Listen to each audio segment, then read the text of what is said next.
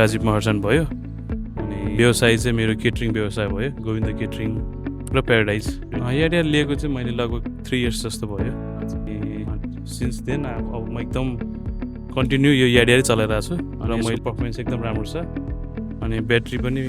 पुग्ने नै छ यसको र मैले लगभग 41,000 किलोमिटर चलाइसकेँ अनि मलाई चाहिँ एकदमै युजफुल भइरहेको छ किन भन्दाखेरि चाहिँ अब इन टर्म्स अफ पेट्रोल चाहिँ मेरो लगभग डेली बेसिस नै बचिरहेछ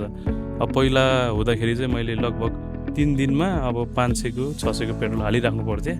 अब 3 वर्ष भयो मैले त्यो पेट्रोल नै हाल्नु परेको छैन र प्लस अनि यसको सर्भिसिङ पनि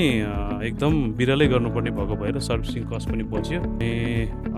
यताउता जाँदाखेरि एकदमै सजिलो छ अनि यसको डिक्की पनि ठुलो छ हुँदाखेरि सबै सरसामानहरू राख्न एकदम सजिलो छ सो मार्केटमा चाहिँ अरू पनि थुप्रै इभी स्कुटरको ब्रान्डहरू छ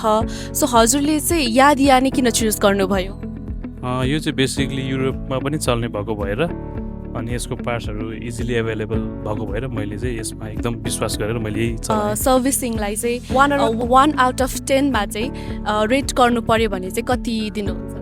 म डेफिनेटली 9 नै दिन्छु if anyone wants to switch to EV हैन if they are planning to हजुरको चाहिँ एडभाइस के छ